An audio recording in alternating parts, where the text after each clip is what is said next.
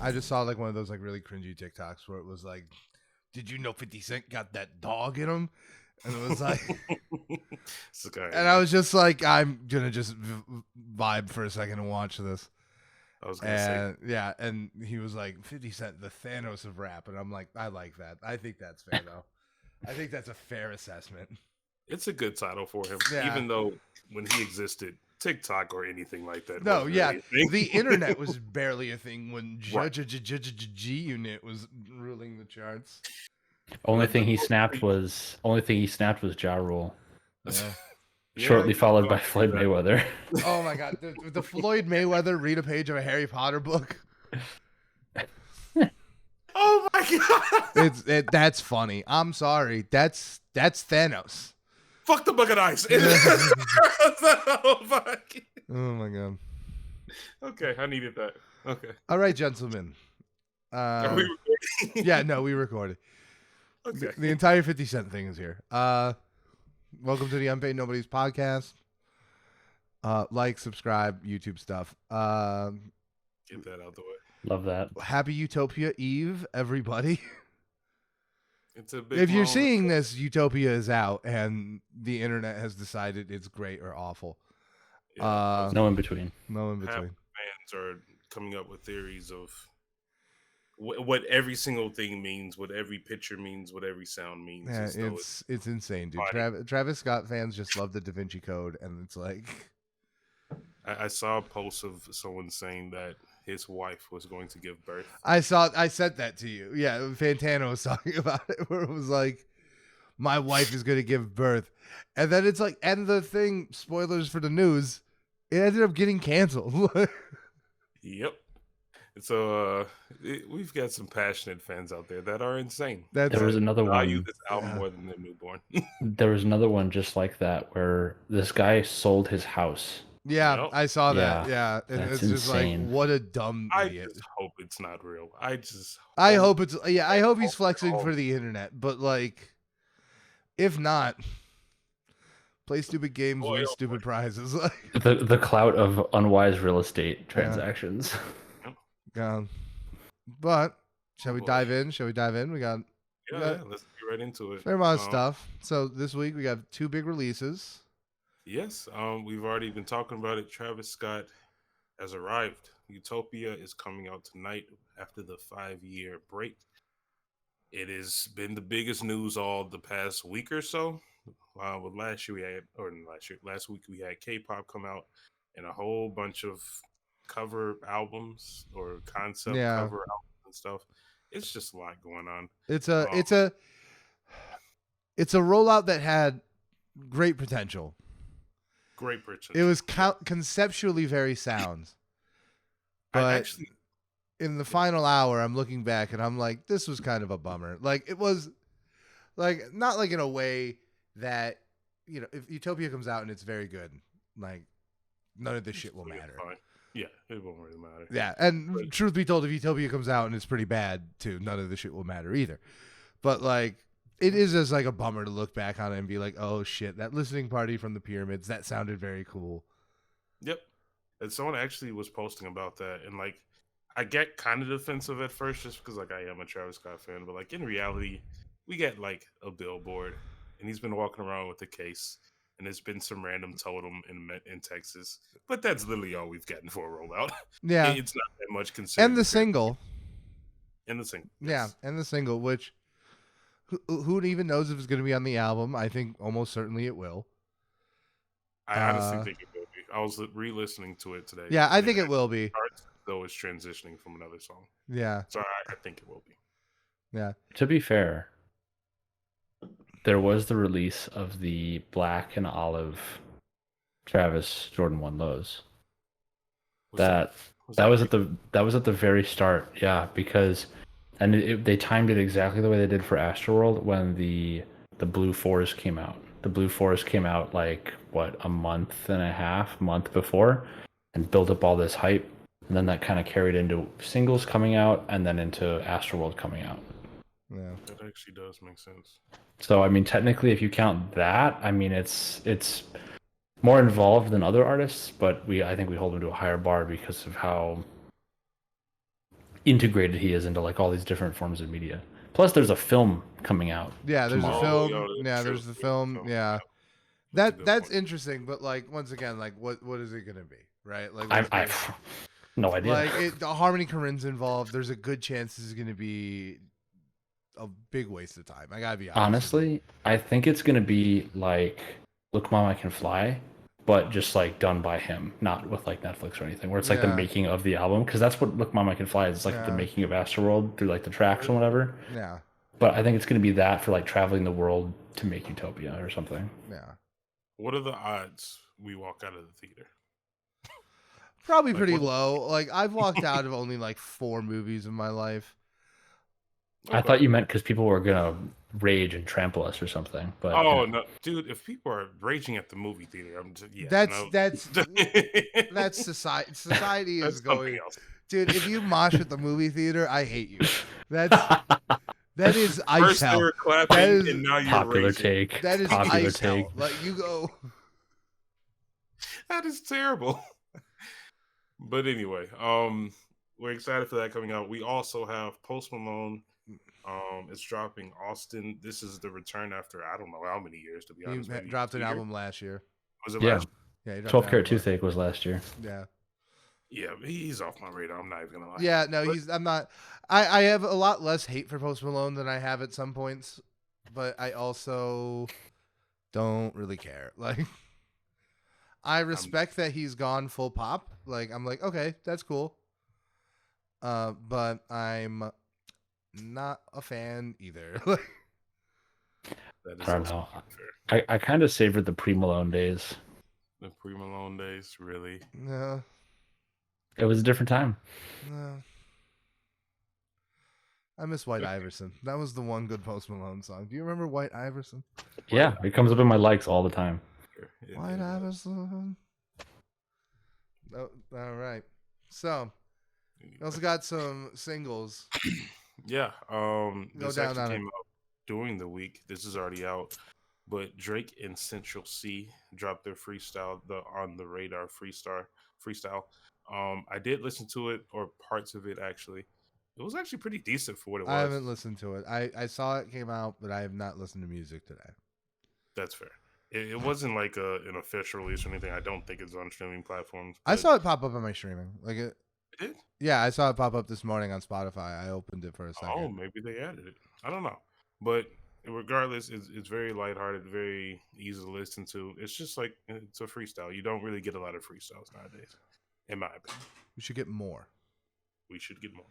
That Yeah. I agree. We have Offset and Cardi B coming out with the song "Jealousy," This which is gonna be actually toxic.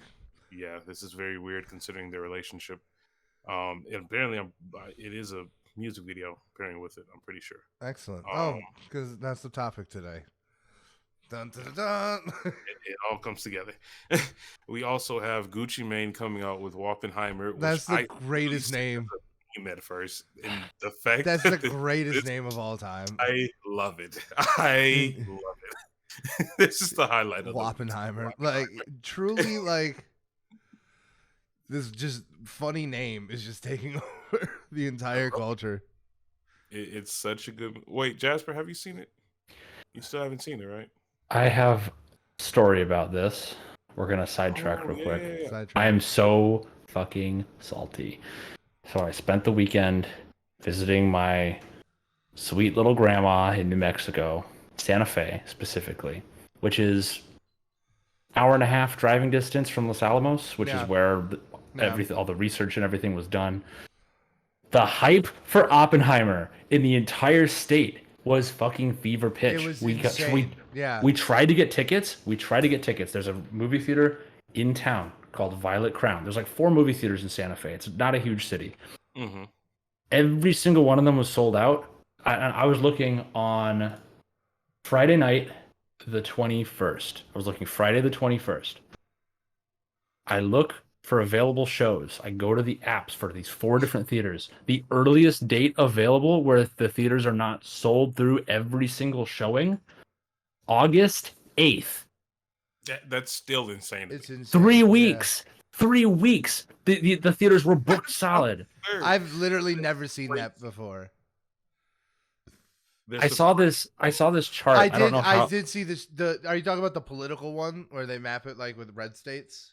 Positive to negative 20. That one. And then like New Mexico was like the outlier. Like it was like New Mexico and Washington, like Washington State or something, were up. But like most of the country was like more pink as far as like general hype and like consumer excitement for Barbie. Oppenheimer was blue.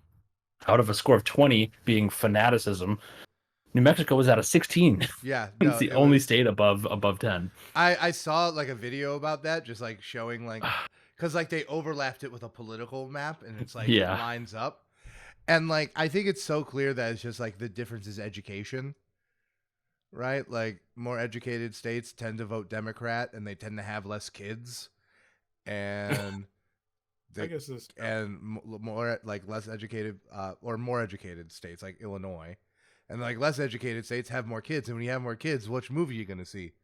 Not Oppenheimer.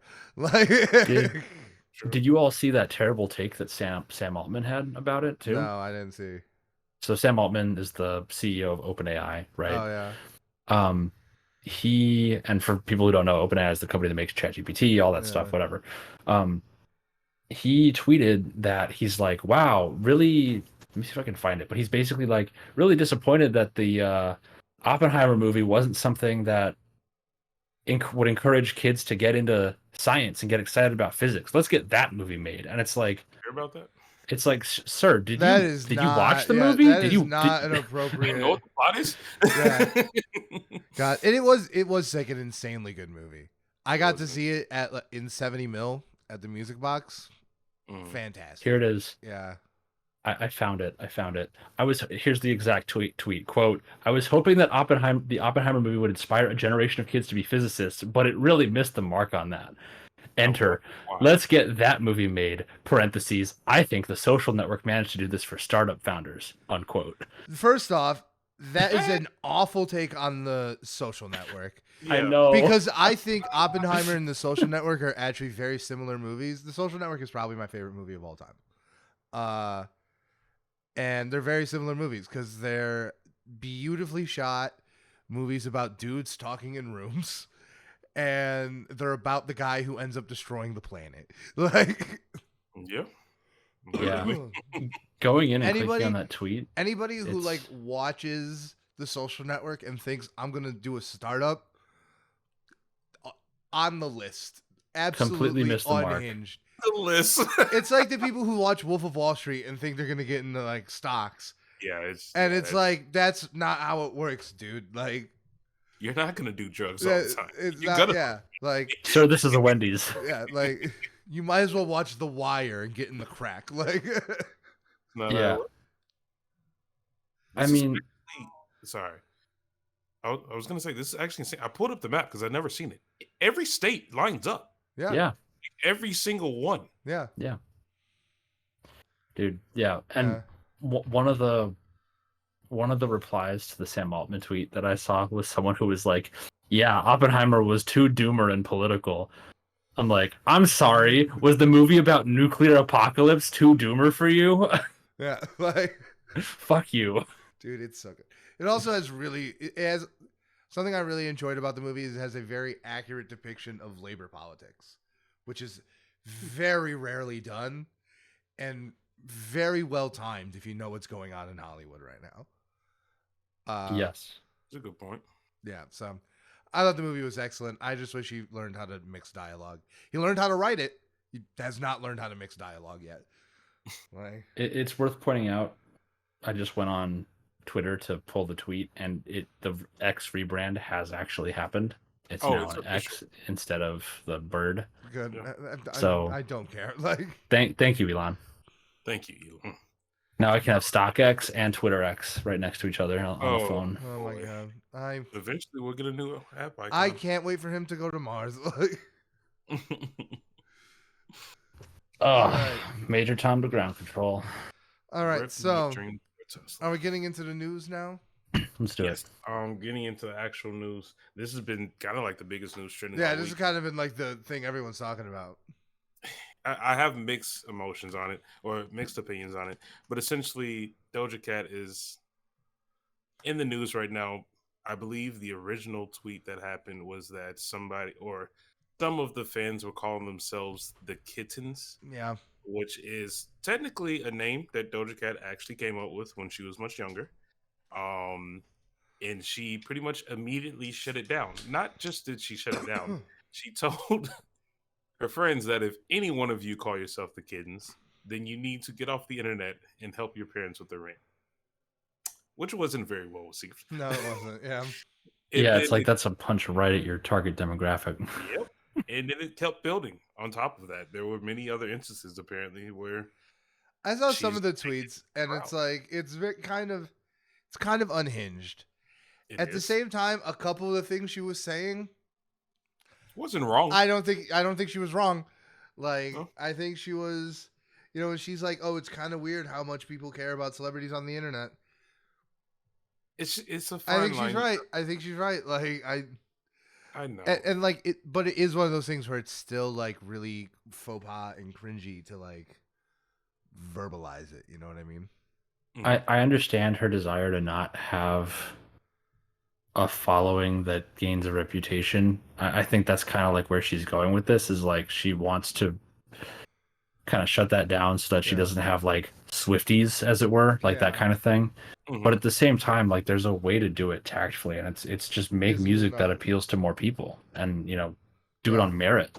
I also don't think it's a coincidence that she's coming out with an album that's a complete departure from her pop Yeah. sounds. No, yeah, for sure. I don't think that's a coincidence. And So this might at one end, I do think like how much of this is calculated hype.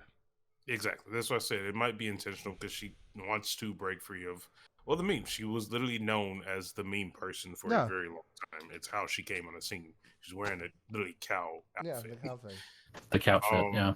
No. So it is what it is. I heard that she's lost hundreds of thousands of followers on Instagram. She still has 25.6 million. So I'm sure she's fine. Yeah, didn't she lose like 380,000 or something like Yeah, that? it was a lot. So it'll be interesting to see where that goes and how she plays. Yeah, with which all is that going on. insane because I think she had one of the best singles of the year so far. She did. That was a super solid intro. Yeah, Hopefully the album's like that. It was Yeah. not K-pop. It was No. much better. it was not. Yeah, it was very good. But going back to the main drop coming out Yeah. tomorrow or tonight. Yeah, The Pyramids is officially canceled. canceled. Yeah, so Travis Scott's supposed to debut the Utopia at the Pyramids of Giza. Which would have been Admittedly, a very ambitious goal to begin with. Yeah. Don't know how we would have got clearance. I don't know how he would have. However, at the same time, like, how the fuck do you announce that before you get it? Like, Frank But Ocean is it's laughing also- right now. yeah, but Frank it's Ocean. also, I don't know. I have a lot more respect for just canceling it. To be completely real with you, like if I do. That is like the one position I have is that like I'm happy he like canceled it and didn't just do it very badly, because like I have no idea. I could be wrong. I don't know what the details are. But like, what was the original plan? Was that ever announced? Because like, no way he's gonna be on the pyramid. I I'm thought it was assuming just like was in the this. surrounding I thought area. it was like In front of it. In front of it. Okay. That was my Yeah. Yeah, it was just like in the area of the pyramids. It wasn't like on the pyramids or anything. Valid. Well, Yeah, because that's like a protected site. Nobody can do that's that. really what I was gonna say. Red Bull recently did a thing where they had a guy parasail over the pyramids like from a plane, Okay. and he came within like 10 feet of the top, and they had to do like some crazy waiver with the government to like even allow them to do it or something like that. Something insane. I mean, it makes sense. I get it. That's like literally history. Yeah.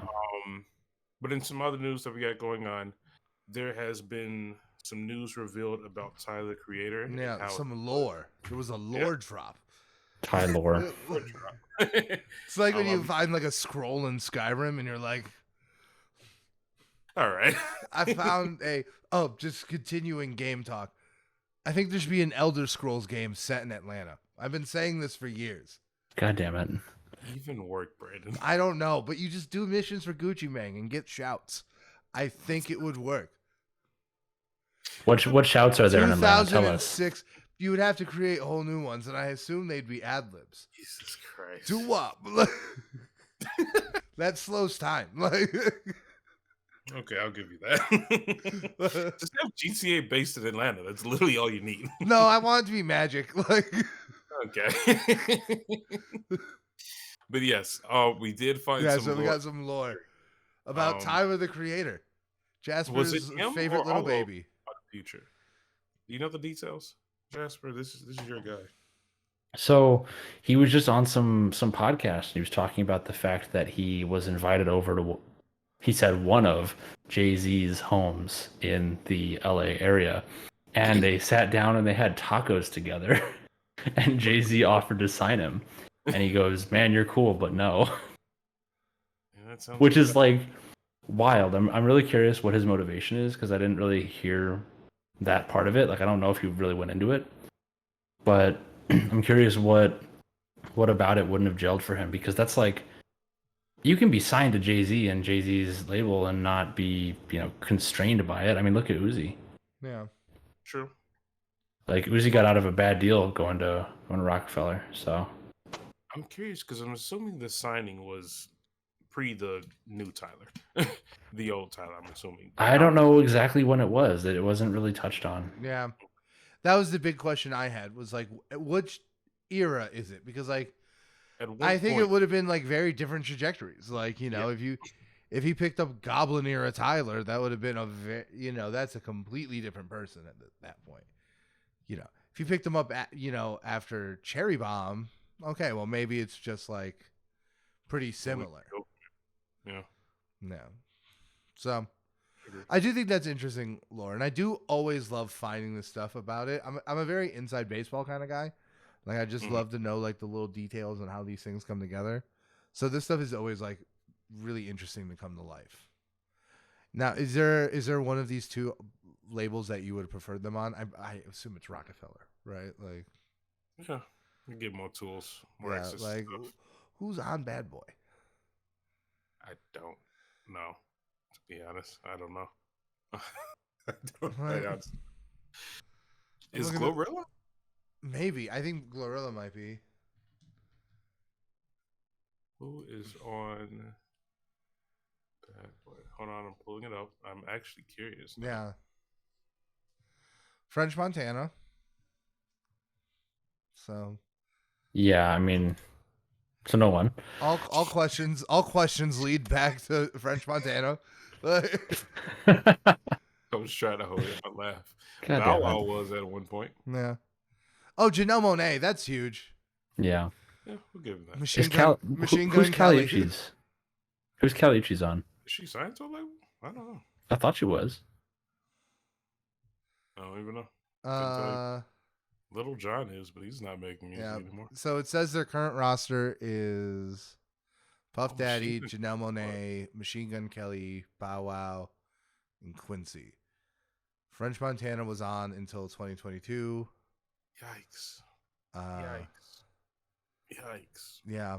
That is a weird mix. Like, I have never looked up Bad Boy Records, and it makes sense. Yeah, Pitbull was on their record for a year.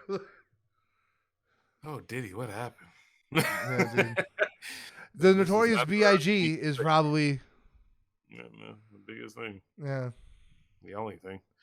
So it's Rockefeller. It's Rockefeller. It was Rockefeller.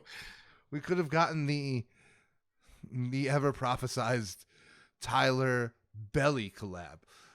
Oh boy. It's goes hard. Big if true. It's called in this time period where aliens exist and global warming is global boiling. And this is the hero that could you imagine? Could you imagine if someone came up to you in 2013, right? Like right before, because the internet dropped, and they looked at you and they said, "Hey, just so you know, aliens will be real before you get the chance childish tape. Just so you know." Agony even. Pain. Real pain. But yeah, no, so that's that was interesting. Should we talk about aliens? I mean, yeah, it's a nice little time step where we are in history, but aliens have been quote unquote confirmed by the I don't government. know. Like, there's government whistleblowers, and like they're testifying under Congress. I haven't like super looked into it because like I kind of think this shit's a psyop, trying to get our mind off the ball. Okay. But it also could be fucking aliens, dude. Like, it could be real, and the fact that like the immediate response of everyone is let's meme the hell out of this. yeah, dude. Pretty much shows us where we are. Question. Okay, so here's what we're gonna do right now. You are gonna able to pull up on Spotify one song to show the aliens. Like, Oh no. Not like this. Yeah. I go with Step a Pig from Scaring the. Okay. No. I'm like, this is very normal to us. It's just gonna set them completely off. This is our great works. Like, God damn. I know what I'm either gonna show that them. or Groove Street Party by Waka Flocka. My Okay. choice would be STFU by Pink Guy. Yeah. The artist currently known as Joji. Yeah. Do you both know that song? Yeah. STFU? I don't know that song, but I'm aware of Pink Guy. Oh my god. I might have to send you both a link right now. I'm gonna do Gotham style for the meme. So STFU actually has rap in it. I don't trust it. I'm not. I'm We're sending not it to doing you. that right now. I'm doing it. We're not doing it right now. It's too late. Jesus Christ. He has a whole album as Pink Guy? Yeah. Yeah. Before he did. was Joji, that was his thing. He just dropped meme music. This is not what I needed. Truly the sad boys Doja Cat. It's 33 Facts. No. It's 33 songs. I don't trust it. Oh my god. Anyway. Jasper, there's something about Drake you wanted to talk about for once in your life. Yes. For once in your life, you want to acknowledge the most popular hip hop artist on the planet. Like, life has imitated art. The 36G woman has been located. Maybe not immediately, but post haste. It was pretty fast, to be honest. For those of you who don't know, fans throwing bras on stage at Drake, and Drake's picking them up like he does.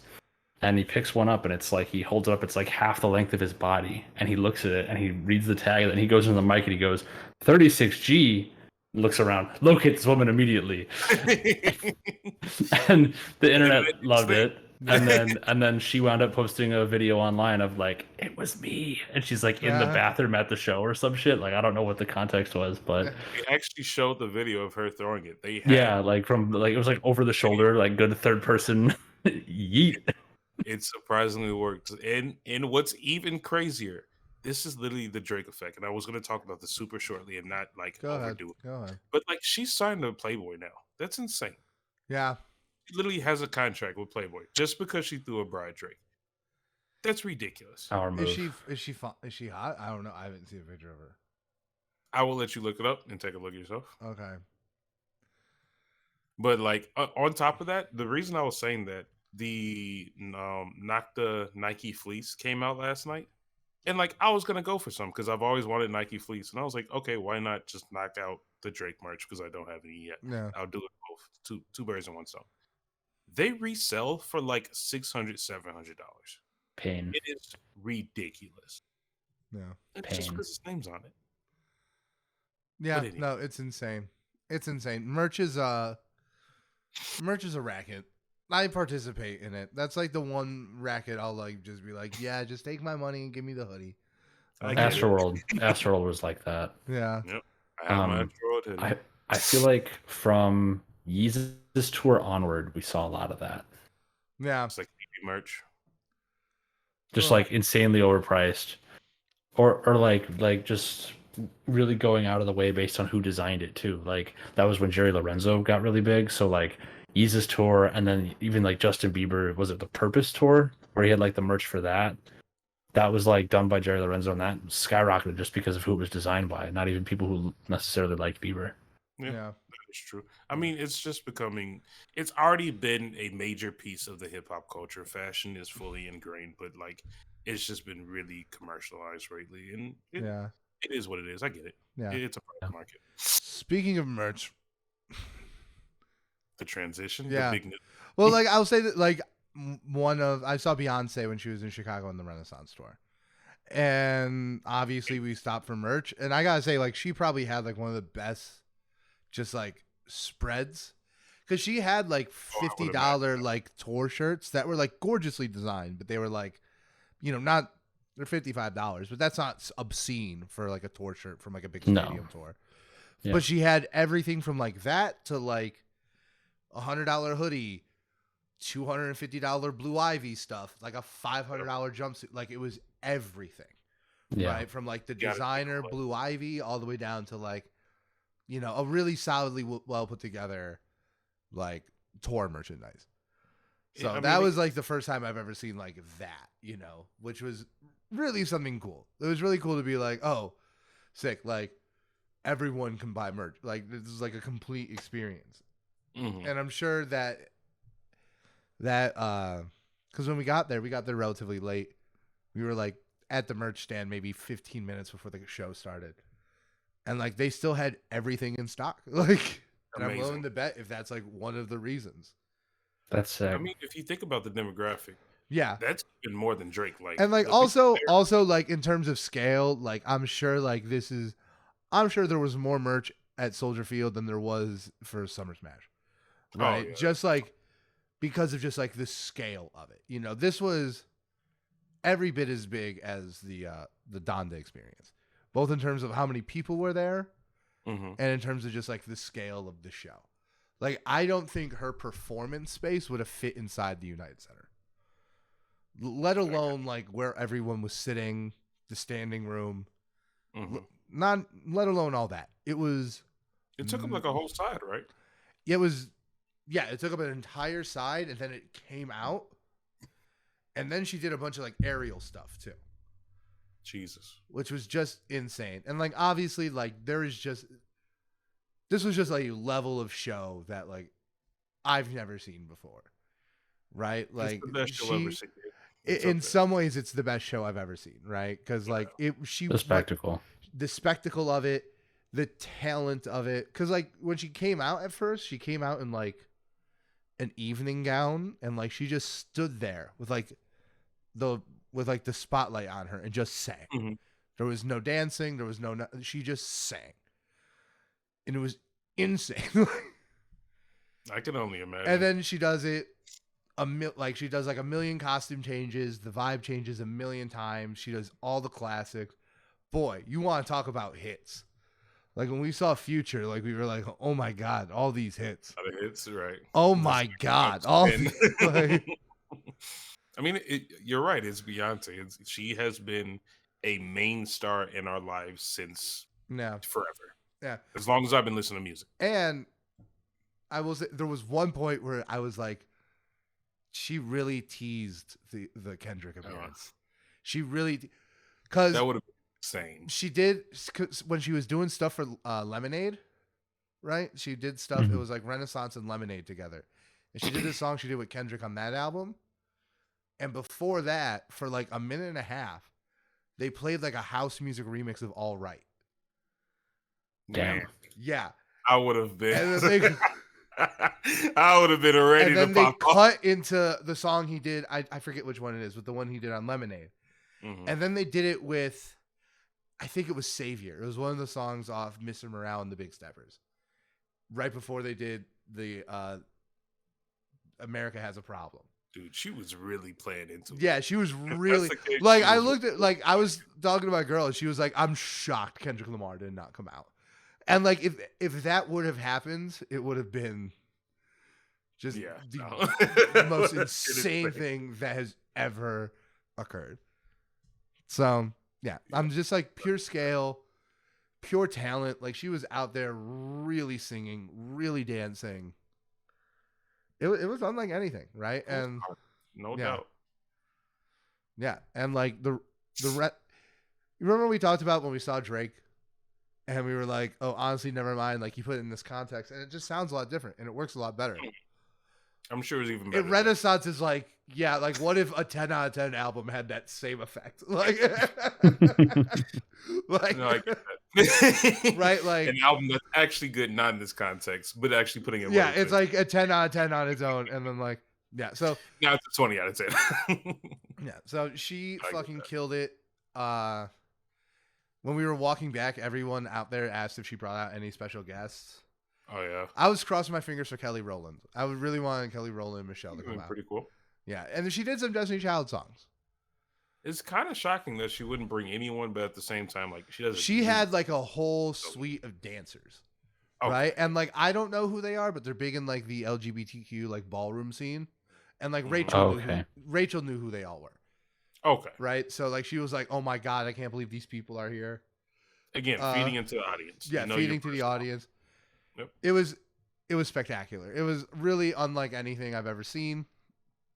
It kind of like makes you wonder, like, what are the limits on like a hip hop show? Like, yeah, because like even Donda, like, could you have done Donda as a live performance? I think so. Yeah. I mean, I think we're spoiled as well because we actually saw the Donda experience. If we did tour and we saw it, it wouldn't have matched up. Yeah, you're right. Yeah, and plus, like touring was obviously going to be a big question at that point. So it was in terms of stagecraft, just one of the craziest things I've ever seen. Like the last song she did, she rode a horse around the rafters of Soldier Field and sung like the song "Summer Renaissance." It was that's a bad woman. That's a dangerous woman. Yeah.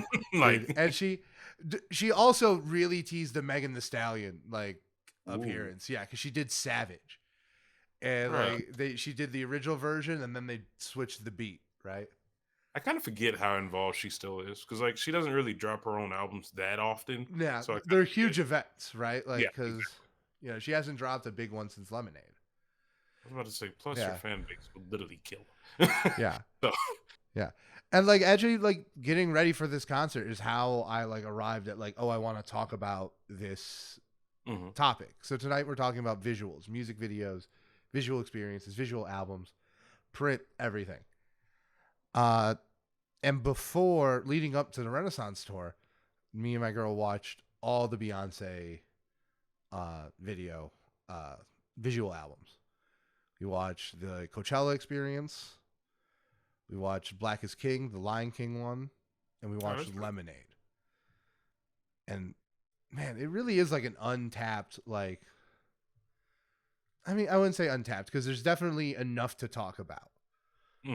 But it really is like, man, I wish more artists were playing in this realm of like really trying to create a one-to-one experience between the music and a visual. That is true. It does a lot. Yeah. Yeah. So let's get our main. Right into it. Yeah, let's get right into it. What do you guys think? Like music videos, like what how do we start this? I don't know.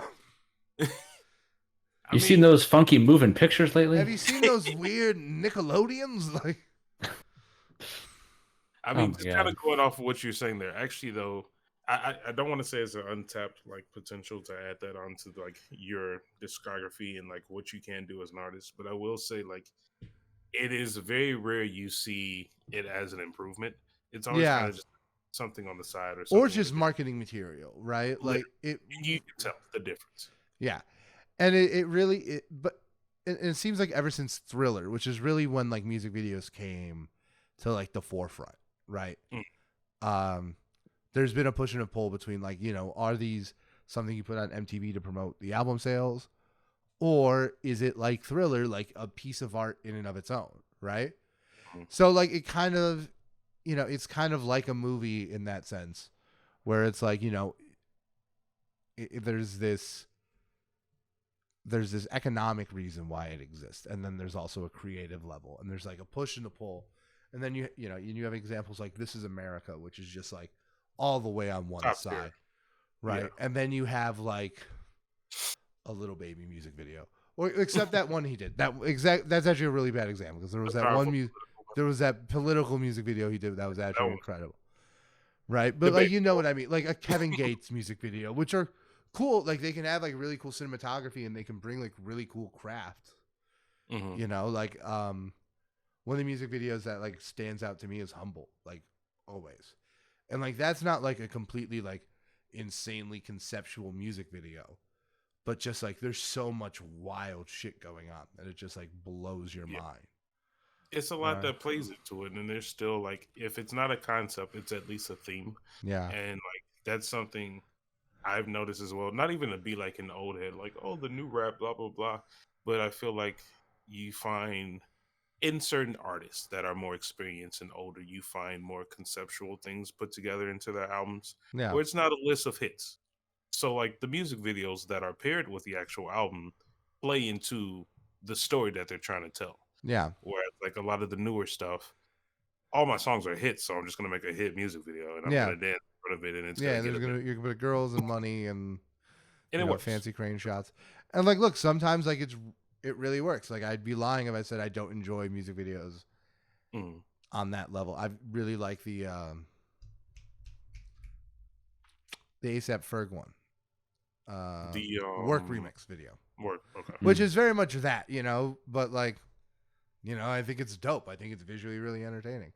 So I guess like my question for both of you, and Jasper, you could start this, is like, how much do the visuals matter to you? Like when it comes to like your emotional connection to any given album, right? Go on. To me, yes, like 100%. Yeah. And this is going to be surprising for someone who's such a fan. Like a lot of people are going to be surprised by this, I think. All of our many listeners. I didn't love Sicko Mode the first time I just heard it. Mm-hmm. But once I saw the visuals, it made me want to keep coming back. And then I really understood like why the song was special. The tonal shift halfway through is something that I really liked the first half and thought the second half was a good bit weaker. But it's one of those things where just seeing the way it comes together and seeing the stylistic shift in the video as well helps me like contextualize why it happens. And I think that's a big thing for me, is like appreciating the context of a piece of music based on visuals that accompany it, Yeah. And that's one of the reasons I really like narratives in music videos of some kind. If it's like the video that has nothing to do with what's going on in the song, it doesn't really do it for me. But yeah, I mean, for me, it's really captivating when it's something that really adds to the experience in some way. Yeah. See, like, I'm very much with you in that as far as like my emotional connection to like any given album, the visuals are more than anything else layered into that. Yeah. Right. I do think like when I'm trying to be critical and I'm trying to like really think about an album, I try and separate everything else out. But I just can't deny that like when it comes to just like my personal preference, that it plays a huge factor. Yeah. I feel like it's kind of two schools of thought, right? You could take the purist approach of like the music is the music and that is what we should evaluate. But at the same time, it's like, in a lot of ways, a music video is an artistic extension of a piece of art already, right? So it's like, where do you draw that line? A lot of times, especially if it's something that's tightly integrated, like something that releases with it. A good example of that might be Lemonade, just like in general. Lemonade's a really, really great example because like where it's almost a one-to-one experience. Mm-hmm.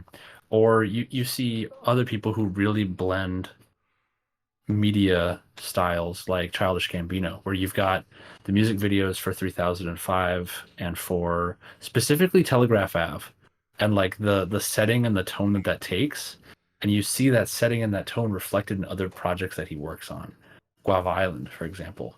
And it's like, are they directly related? No, but there's like an aesthetic choice and direction that's been carried through, and it's clear that this is part of the artistic focus of multiple projects, right? There are definitely, I want to call them exceptions, even though I don't want like the baggage that has, but like it's because it is a small minority of projects, but there are like projects that like they kind of live and die off the visuals.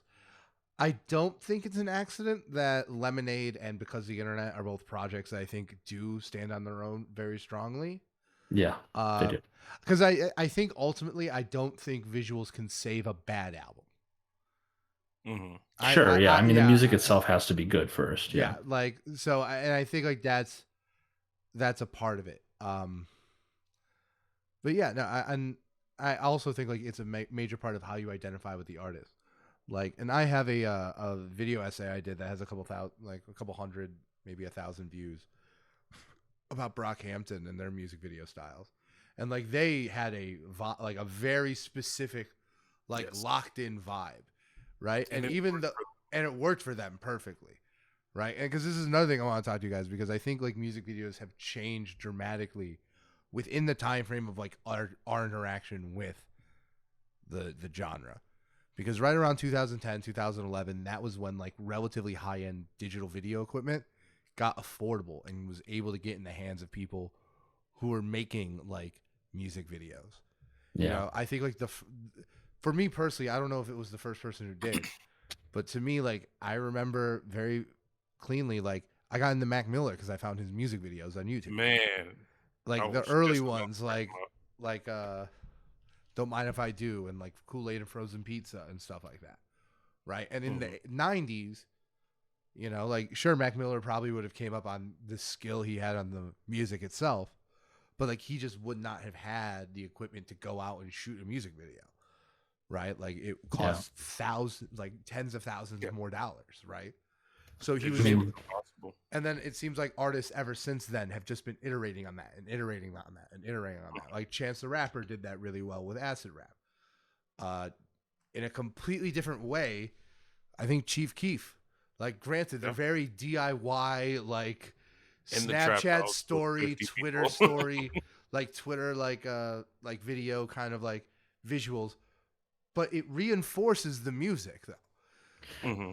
Shout out to the guy wearing the Success the Store hoodie in the Don't Like video. Yeah. Love that. That's like real Chicago shit. Yeah. What about you, Purvis? How important are visuals to you? I mean, if I'm being honest, the way that I normally do learn and like just have adapted this throughout my like experience in school and college and stuff, I'm a very visual person in general. I like to see things and how they work. Like, I don't like listening to or like being told certain things. That listening aspect just doesn't hit as hard as like seeing it on the board and like having the teacher write it out. So I've always been a visual person. So like those things just kind of stick to me whenever I'm like circling back to an album or visualizing like a person's story or an artist's story in general.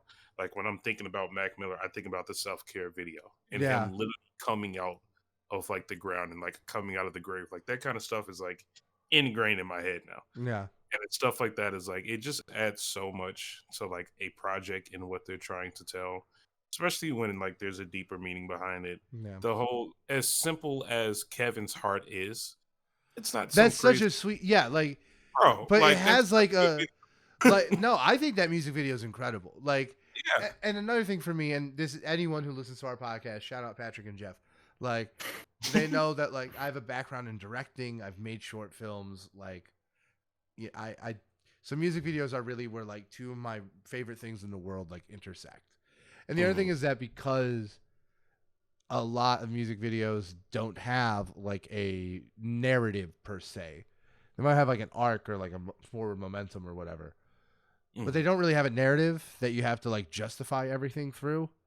So like you see a lot of wild shit. It's kind of like the R&D department for like cinematic techniques, where you see like a lot of stuff show up in music videos that like won't be used to make a narrative film for like 4 or 5 years. I think about like and we'll get to this, like one of my favorite ones was the Arctic Monkeys Are You Mine. They shot it on like this really like the whole video is them driving in their car. It was like in 2011, and they're just passing, like I don't know if it's a smartphone, I don't know if it's like one of those flip cameras, but they're just like passing like the camera to each other and like singing into it. It's super DIY, right? But something like the first time a movie was made like on a smartphone or like one of those like super DIY things wasn't until 2015 with Tangerine. So like you see a lot of this stuff that like will go on to like be used and like will be part of the cinematic language. You know, I think about like big flashy tracking shots, you know, in the back in the day, like you really had to have a reason to put that into a movie. That reason could just be because you're Martin Scorsese, but like, you know, but Thriller was able to just get away with it because like it made the dancers look cool. or Beat It was the one with all the crazy tracking shots. So yeah, that's the other reason why like the visuals really matter to me, because like it's a whole nother layer of art that I just appreciate. Yeah, that's a very good point. Yeah. So like who do you guys think have like some of the best visual styles like working today? That's tough. That's tough. You know who's definitely up there, who has amazing taste in videos, is The Weeknd. Yeah, The Weekend Weeknd videos has are good. amazing taste in videos. Starboy video underrated. Yeah, Starboy video is incredible. The Hills video is incredible. Hills video is very good. Heartless is incredible. Till I Bleed Out is incredible. The Wicked Game. Dare I go on? Like, I'm just trying to think of like the top tier stuff. I'm thinking about my this. Like, I feel like those are easy picks. You guys know that that scene from American Psycho where it's like, that's very good, Bateman, but that's nothing, and then he like hands him the thing. I think of that Weekend to Travis specifically, just because it's like, if anyone's gonna be up there, 90210. I mean, Astroworld, just like the entire rollout minus Butterfly Effect, because I think that video is nowhere near as good as the others. But the stargazing preview video that he did, where it's like floating through the abandoned mall, that shit is really cool. The Travis Scott stuff, Highest in the Room, like Highest in the Room is really good. Sicko Mode. Stop Trying to Be God is even like wild. All this stuff. I mean, he has the best effects, I would think, as of right now. All the extras that you can throw into the music video to get trippy and stuff like that. I think he's like the best out there. Yeah. But I think that the original version of that level of spectacle has to go to Kanye.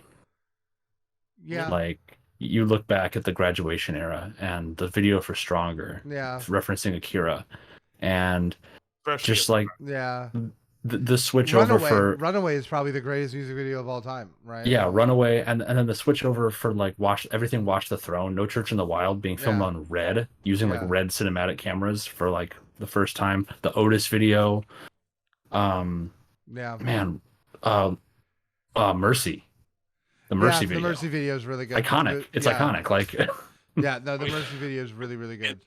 Because that's like the most advanced stuff. But even if you want to take it back to something when he was like still fighting to be at the top, Through the Wire is an insane concept. It is. It's a PowerPoint video almost. It is. Like that, having that in your like catalog, and then you have Good Morning, fully animated. It's, I don't want to overpraise Kanye West, but yes, he has always had like a visual style to his, right? So like to everything he's done. Right? Yeah, there's always been that level of spectacle. Yeah. And like, here's the thing: I would not even think about disagreeing with you, because you're clearly right. I, for pretty much all my life, was a massive Kanye West fan. I think I'm at the point where I'm starting to come around and be able to listen to him again without getting like knots in my stomach. But at the same time, like, I don't actually, when I think about like who has the best music videos, Kanye West doesn't come to mind to me. Not that like I deny everything you're saying, right? Like everything you're saying is facts, right? But it's just, I just think, as very clearly creative and not like marketing-y as they are, I do feel like they feel to me just like so much more like extensions of the product and not fully flexed in. You know, like, and that's just been my experience, right? I do not deny that like the craft is there, the impact is there. Like, everything you're saying is completely valid.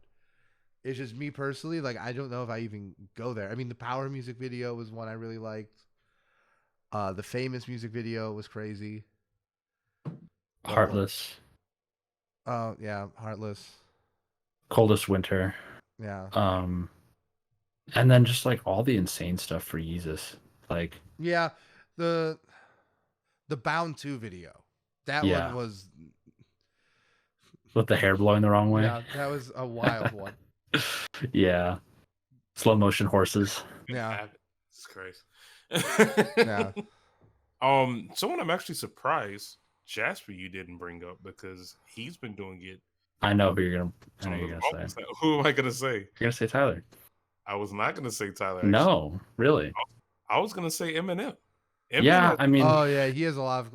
It's tough. It's tough. Eminem is tough for me because some things have aged really, really well. Some things have really, really not. Yeah, that's definitely true about Eminem. Yeah.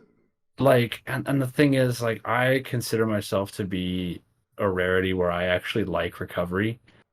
Going back to a lot of stuff off Recovery, music videos included, not easy. A lot of stuff that's not. Is Recovery the one with No Love? Yeah. Yeah, that video is fire. No Love is incredible. No Love is one of my favorite tracks, and I'm gonna listen to that as soon as we're done with this. But fuck Utopia. What is it? Love the Way You Lie is like super problematic, and I have no interest in going back. That shit bums me out. Yeah. Also, it's totally like featuring Sasha Grey, who was known for less than I guess respectful things at the time. Wait, Sasha Grey, the porn star, or the singer? Yeah, she's the female co-star in the music video. Because I know there's also that's a different one. There's a singer that he works with a lot that has a similar name. Skylar Grey. But it's not her. It's Sasha Grey in the video. Okay. Very different people. But yeah, like you go back to some of the really early stuff, like everything Slim Shady, Marshall Mathers LP, even up to the Eminem show. That shit is good. Like it's fun.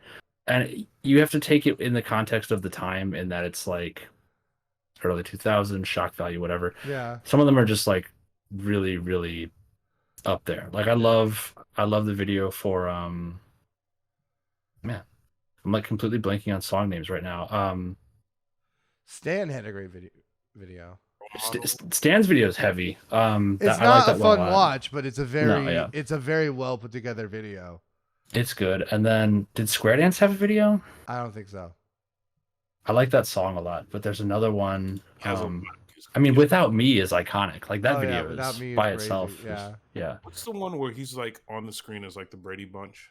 That's My Name Is. Yeah, which is also iconic. Yeah. Yeah. Oh, and there's also what's the one where he's Robin with Dr. Dre? That's Without Me. Yeah, Without Me. Yeah. Fuck yeah, that's. It's a lot. That's it's a lot. Yeah, no, he's crazy. Yeah, he was a really like. You know which one is underrated? Yeah. Well, I think a song that's super underrated too is oh my god, my Eminem lore is failing me right now, guys. I'm sorry. It's I'm testing you. What is it called? The Way I Am. The Way I Am has that song hits hard to this day, and the video is really cool. It's like he's in a boardroom with all these executives, and he just can't take it anymore, and he like jumps out the window, and the entire song is like him falling in slow motion, and then like singing like while it's happening. Yeah. But even going forward, a lot of his stuff that came out later is pretty prolific. I mean, the Not Afraid video, as cliche and overplayed as it got, that video was a lot good, for the time. Yeah, that one got burnt out really bad, and I don't think I can ever go back and enjoy it again. But it was an objectively good video. Well, not objectively. It was good. It just like burnt out. Like it's a cool video. And then even like Marshall Mathers LP2 era, the video for Berserk with Rick Rubin is really cool. It's a good video. It's just that song's annoying. It is annoying. It's too much. I actually am a huge fan of the Godzilla video, the Lyrical Lemonade one, where he like coughs up Legos. Yeah. Like I thought that was actually like, because like I think the thing about Eminem is that like he's like the ultimate case of like, if you want to still be relevant, you extra special can't be an old head. Like you need to like partner with like young people, and like I thought the Juice WRLD collab was like natural. I don't like the song, but the video is very ambitious. Off Kamikaze Venom. Okay, yeah. Because it was filmed on the Empire State Building and everything. They were like actually up there. That was pretty cool. I also actually really like the video for the one with Jordan Lucas from that album, where they're like controlling the clones. No, I've never seen that one. Oh, it's wild. It's like they're in like a wasteland, and there's like all these like weird clones of them with like glowing eyes, and whenever they do something, the group of clones moves in the same way. So it's like they're controlling this massive mob of like demons or whatever. It's pretty cool. Yeah. I gotta say another one that I think they are just at the top tier of the music video game, and that's Run the Jewels. Yep. The Legend Has It video where they're in a police lineup and they had taken acid, like is just absolutely like it's hilarious. It's a gut punch, and it's just it gets to it eventually ends up being about mass incarceration and all this stuff. So like Run the Jewels, it's complicated, silly, and important. And then you have the Close Your Eyes video, which actually has Lakeith Stanfield fighting a cop in it for 4 minutes. The Lie, Cheat, Steal video is incredible. It's like, oh yeah, that one's insane. Where it's like someone took like 90s era hip hop and did it like on crack, like on fucking dab pens and Adderall, like. Real quick, yeah. One thing I also want to kind of bring up is artists who are hip hop or rap adjacent who have like some really cool visuals as well. Yeah. And the one person who comes to mind for me, who I just want to like throw in here, Francis and the Lights. Oh yeah. Francis and the Lights has some like super cool visuals. Specifically, the May I Have This Dance video featuring Chance, like with his feature on that song. Yeah. And it's cool seeing like the level of influence that music has in terms of cinematography and who gets brought into music in general, right? Like the director of, and I just looked this up because I want to refresh my memory. The director of the May I Have This Dance video is Jake Schreier. Jake Schreier is known for directing the film Robot and Frank, which Francis and the Lights actually did the soundtrack for. So it's like those two worked together in the past, and then they came back together to do this, but now it's like in the music space. And it's really cool to see people who are professionally in film coming in and making waves in that way. It's like the Suit and Tie video with Justin Timberlake and Jay-Z. Yeah. It's directed by David Fincher, and they met because Justin Timberlake's in The Social Network. Yep. Yeah. So another good one is what's the opening track off of Magna Carta? That's a good video. Oh shit. Holy Grail. Holy Grail. It's just called Holy Grail. Yeah. That song's got a good video. Yeah, that's got a good video. Fuck, there's just so many.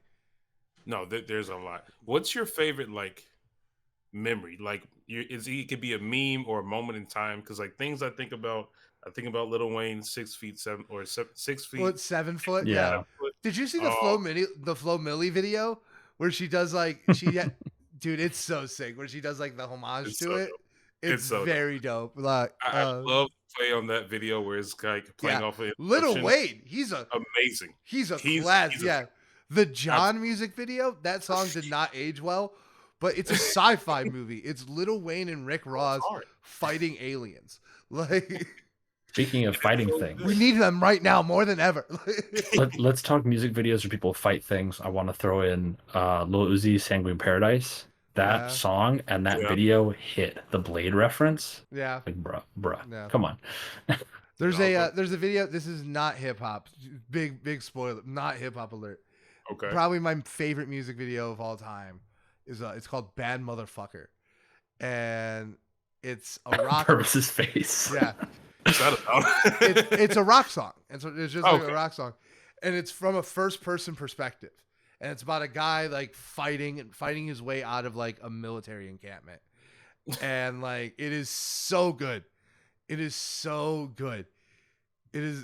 I'm going to put it in the Discord. You guys have to watch it. Bad Motherfucker, biting elbows. It's fantastic. Another person I want to throw in, another artist I want to throw in who's not strictly, not hip hop at all, but has had their music featured in some hip hop songs. Woodkid. If either of you are familiar. I have no idea who that is. He is famous actually for his songs being featured for video games. The Assassin's Creed series featured his for Revelations when that came out. And it's like, he's a French recording artist. He does more like heavy drums and he sings in English, but he has a French accent. And his songs have been used like 2 or 3 times for that stuff. And then his drums have been sampled by some other people.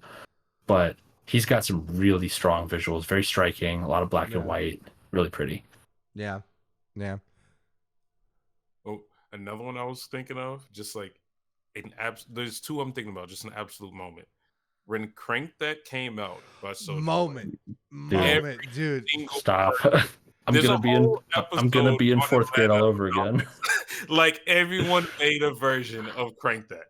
Everyone. Yeah. I can't dance. Yeah. I was doing it. Dude. That was a moment. Crank That was massive. That was Teach Me How to Dougie. That was the first. That was like the first internet video.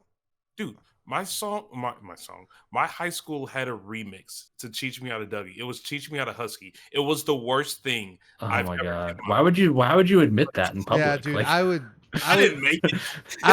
Batman couldn't have gotten that out of me. Yeah, dude, fucking. There's not enough dirty towels in Guantanamo Bay to get that information out of me. Like, look, I had nothing to do with it, but I'm just saying, like, it was a moment to the point where, like, a full high school was like, all right, we're gonna capture this moment. Yeah, no, that was Soulja Boy's Crank That was huge. The template for every internet rapper after, right? Yeah. Like Soulja Boy's a fuck, but like he deserves his flower.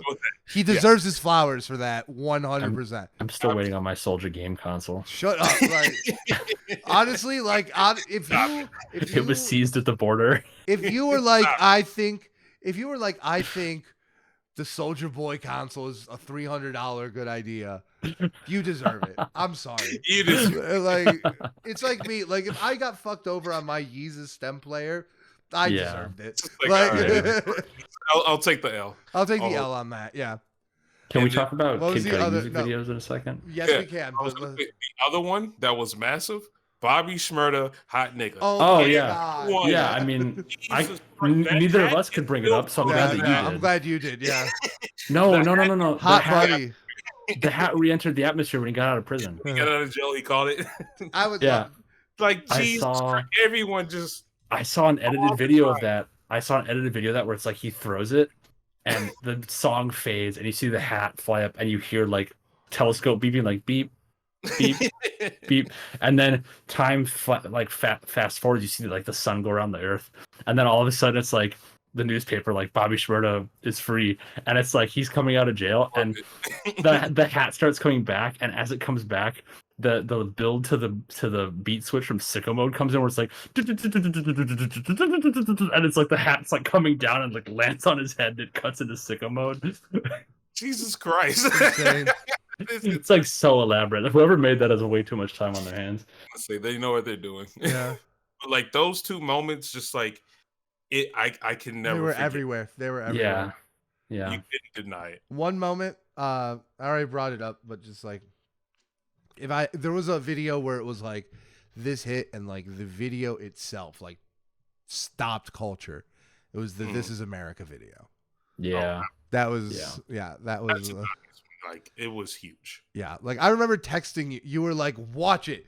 Like I was in my car, like do it right now. Pull over. Right, and I was like, "Dude, that one was I wrong?" No, you weren't wrong. Dude. It was crazy. I can think of a couple that are like that level of impact, maybe not culturally, but just like musically or like in terms of what they communicate. I mean, another one that strikes me of like that magnitude is like Today Was a Good Day. Oh, just like stuff that's just like the visuals of it are like very ingrained, or they're like very tied to something else. Yeah, like Today Was a Good Day looks a lot like Friday, like the aesthetic of it. Yeah. So it's like, yeah, and like my life. Look, the hip hop like Cream, the Wu-Tang Clan, like that video basically created the visual language for all of the East Coast, right? Going forward. Yeah. Tribe Called Quest had crazy videos. Absolutely. Yeah. All of crap, now I'm blanking out on the words. Oh, NWA, just everything. All the it just came together. It made sense. Yeah. And stuff like that, like it still exists today. I don't know if it's in the same concept, but like there's still so much political stuff going on. Like obviously This Is America is a big major one. But I was thinking about like the story of OJ. I was thinking about that video and how it's all animated and how he plays into that. It's that. And I tell you, man, I love an animated music video. Like Sunflower. I had that on my list. Fantastic. It's pretty good. That Feels Like Summer is a top. Summer's a huge one. Yeah, absolutely. With all the cameos and the animation and everything, just absolutely fantastic. But we do gotta talk about Kid Cudi music video, because that guy, That guy has had like his fingerprint on music videos the entire time of his career, and Yeah. the aesthetic has changed, but I think he's really threaded that needle. Yeah, it's an example of somebody who, despite having a career that's going to be his as a career as a recording artist, he's going to pass the 20-year mark in the next 3 years. His videos have stayed fresh. Like, you look at Day and Night and how Incredible video. that style has not really been replicated or explored by anybody else to the same effect. Continue talking about Kid Cudi. There totally wasn't a cut there. Yeah, so we got to talk about Kid Cudi videos, right? I mean, well, we talked about Day and Night. Yeah. So I mean, Day and Night, it's like no one's done it to the same effect. Yeah. I really liked in how during the Indica rollout, how all of his videos had that border. Yeah, and that was super reinforced by the whole like the entire visual experience of it, because like that was still in the CD days for the most part. Yeah, and that design language was shared by Kanye and Jay-Z around that time too. Yeah, they did something similar for Watch the Throne. Yeah, just to Watch the Throne in general, like the gilded look was big. So it was kind of cool to see that reflected. Yeah. I was actually curious though, since we are talking about Kid Cudi, does he make newer music videos? I feel like he hasn't for since like So he made a couple for Man on the Moon what 3 for Man on the Moon 3 or 4. I see Solo Dolo 3 Part 3, and then he did She Knows This, and he did Heaven on Earth, which are like those are actually 2 that tell a single story, so you're supposed to watch them back to back. I don't know if he did any others for that project, but then Intergalactic is basically like its own, and we're going to talk about projects later like that, but basically one long music video. So I guess that's true. Yeah. But yeah, I mean, also it's just crazy to see like the different styling and the way things go through, where it's like you see the very like DIY hand camera look of something like Day and Night, followed up the next year by Mr. Rager, which is like slow motion, cinematic. Very cinematic, yeah. Yeah, and to be able to jump between not mediums, but to be able to jump between formats, and to be able to retain a certain aesthetic or a certain feeling that's conveyed in music while not diluting it with the visuals, I think is pretty impactful, pretty important. And then another tie-in that's not really a visual album, but close, and I've talked about it before and how mad I am that I can't get my hands on it. The Prime Day show, Amazon's foray into long-form music videos, where they basically give an artist a half hour, artist performs like 3, 4, 5 songs. Kid Cudi was one of those 3 artists, and it's one of the coolest like long-form multi-song music videos I've ever seen. It's insane. Yeah. Curious why I got shut down after 3 artists. So cool. The rights got bought up by somebody or something. But it's no longer available on Amazon Prime Video, which is annoying because it's the Prime Day show. I actually remember you mentioning this before. We found where they were. Yeah, but you still can't actually watch them. So like if I go to it, bonus, free with ads, but if I click on Season 1, Episode 2, Kid Cudi, this video is currently unavailable. Yikes. And but in the video he goes through tequila shots. Yeah. He does I'm trying to remember the order. He does what is it? This is just the right vibe. Turn it loud if you need to. Off of like Man on the Moon 3. I forget the name of the song. Oh, for the kids. For the kids. Yeah, that's the second one he does, where he's like he steps up to the podium as an astronaut and gives a speech for the kids. That's like the whole thing. And then he does Mr. Rager when he's flying up, and then he does Pursuit of Happiness when he's floating in space. And it's like a wild acoustic cover of Pursuit of Happiness. Yeah, which is pretty cool. But yeah, it's like completely lost media now all of a sudden. So yeah, no. The lost media in the streaming age is just abhorrent, and it sucks. But pain. But yeah, so I think like that's a good opportunity to switch over to like visual albums, which is like a different thing, but also like the same thing.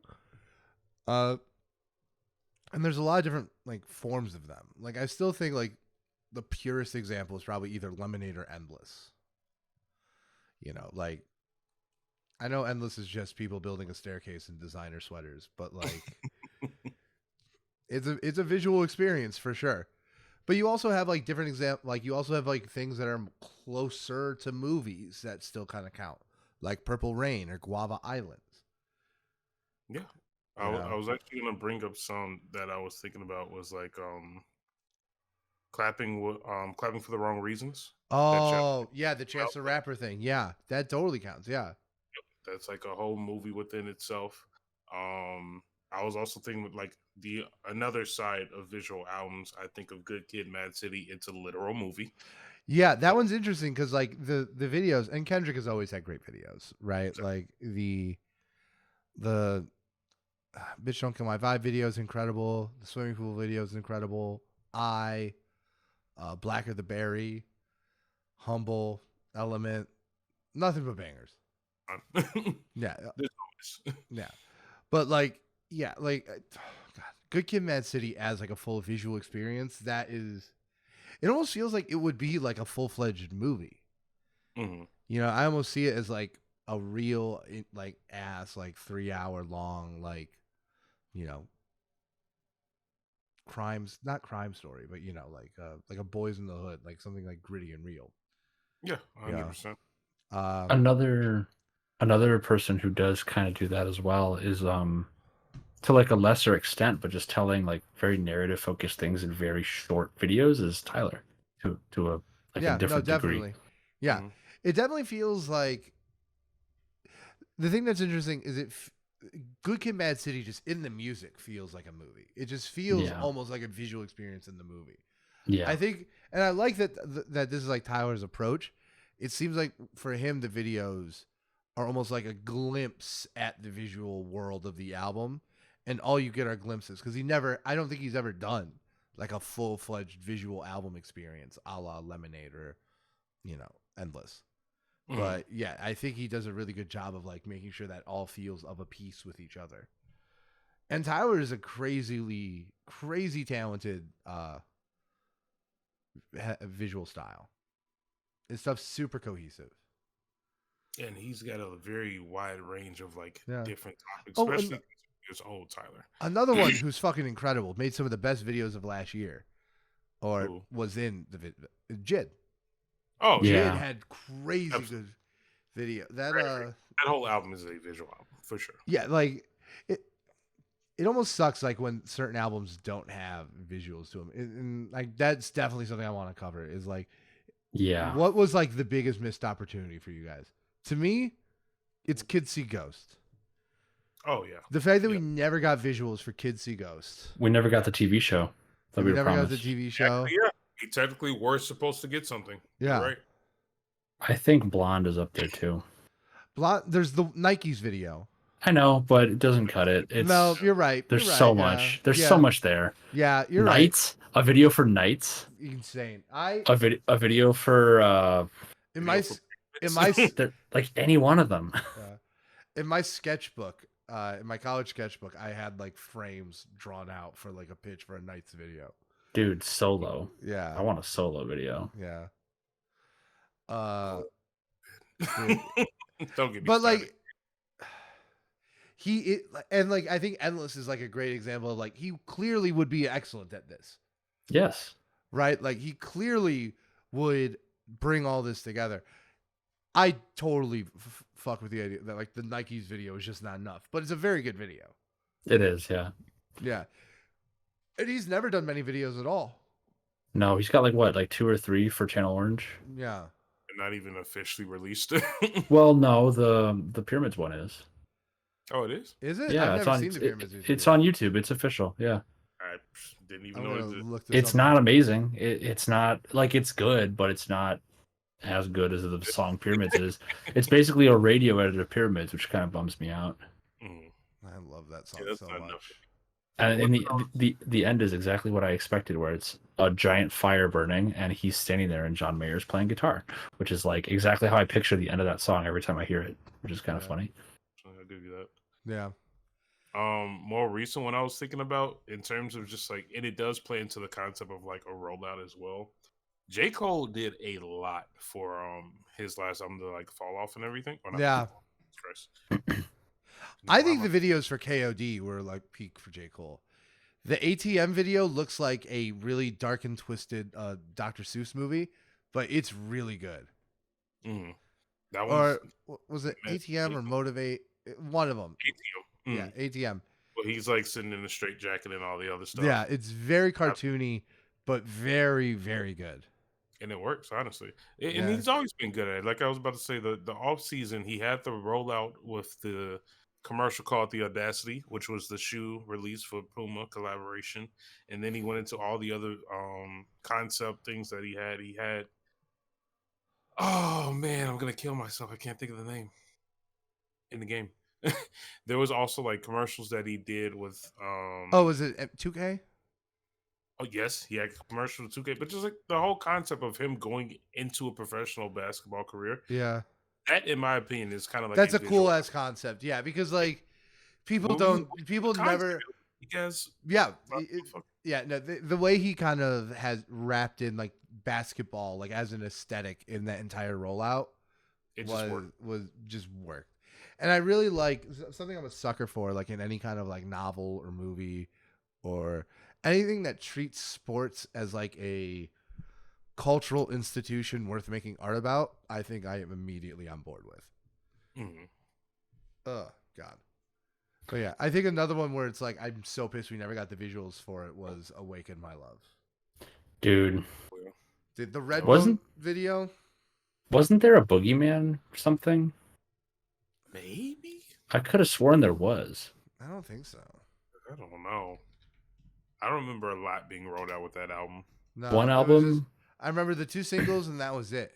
True. One album that I know we have mixed feelings on here on the podcast that I happen to like, but had some really stellar visuals go with it. Passion Painted Demon Slain. Really? I wouldn't even know. The video for Frequency is pretty fucking cool.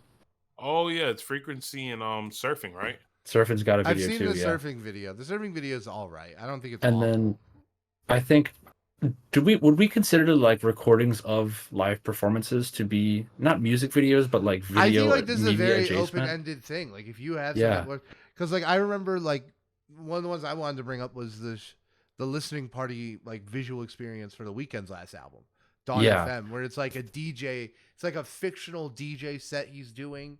He's like doing it in character, but it's like a live performance. It was insane. It was very bizarre, but like in a very cool and like interesting way.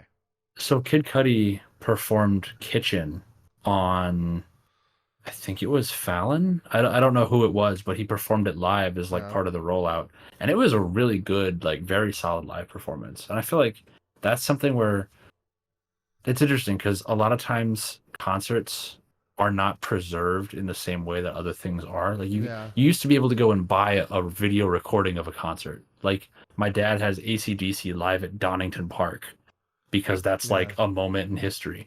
But, you know, rap and a lot of other more contemporary genres just don't have that. And it's like... I have the Linkin Park Live in Texas like DVD, which is like... Yeah, or like I have Nirvana live at the Paramount somewhere back here. Yeah. But it's like, it's like that's kind of like a lost art in a lot of ways. And a lot of times I think these like streamed or broadcasted performances, like SNL performances, for example, are like a very important kind of like touchstone for an artist's like career discography. That's a really, really excellent like point you make. Cause like I remember the SNL performance he did of Stronger, where he actually has like a string quartet behind him. Yeah. Right. Like I remember that almost being like as culturally penetrative as the video. Yeah. You know, or I definitely agree with you. And I think like there are music spaces where there's like an effort to keep that alive.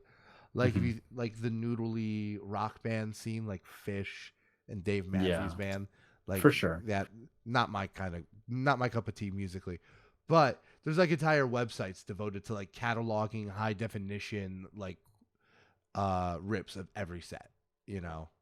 Yeah. So I hope that's something, and I think that's super sick. And I hope that's something that we can bring over to like every other thing, because like I understand that like, you know, concerts exist to make money, and that really is how artists have always ate, and I have no problem with that. Yeah. But A it good is like, example. how many people are really not going to go to a concert because they could live stream it? Right. Not me. Um, a really good example of this that I could think of where it's like we didn't get official visuals, so like performances kind of have to be a stopgap, is another Kid Cudi thing. Wizard, WZRD, Teleport to Me It should have had was a incredible video. Yeah. so it technically does, and it was released later on because it got leaked, but it was never like officially rolled out with the project. Instead, there's a recording of Cudi on David Letterman performing it, and he's dressed up like Elvis Costello. That's fun. Like just because of the tone of the song.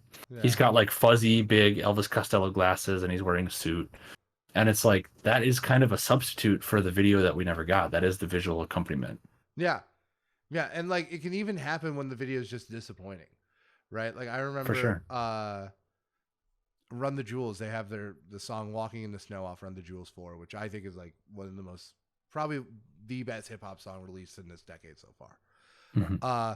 And the video was like, it was made under COVID. It was like kind of like, it was like stop motion with like action figures of like all these different artists. It just wasn't that cool. It just didn't like pop.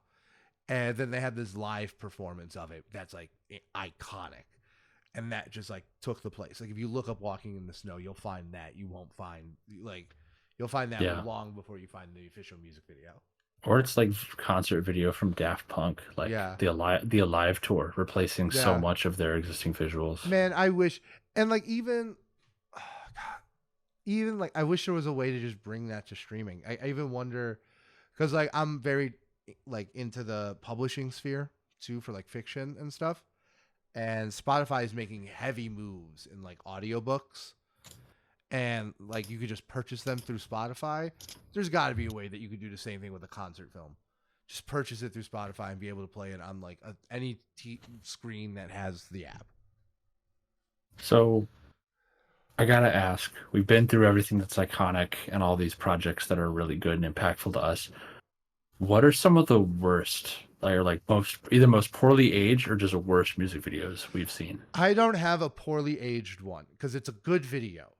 But it was very disappointing to me. I think it's good, but it's very disappointing. And it's the Lil Uzi Vert EXO Tour Life video. Because I remember when that song came out, there was the visualizer of just like the animated him with him driving the car with the joint. Yep. And like that was almost a cooler visual than the music video. You didn't like him like floating through the streets of Paris doing all this? I think it's a good. No, I like the video. I think it's good. I just think it's not as cool as the visualizer that was like a stopgap for it. You know what I mean? Yeah. So that's one that sticks out. But like that's not even a bad one. Purvis, what do you got? You got one? One that didn't age well? I mean, or like one that just disappointed. The Joyner Lucas, I'm not racist one. Oof. It could be more than one. I've got a couple. Yeah.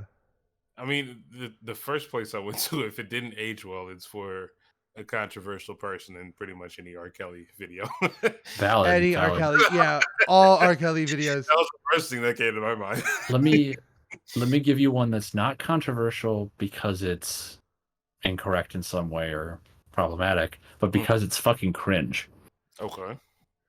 Drake, Kanye West, Lil Wayne, Eminem, the Forever video. Based. That's base. No, it is not. That is top tier, dude. I remember that. LeBron playing video poker on the Beats laptop. Get out of here! Get the fuck out of here! I love the 2009 energy that just radiated.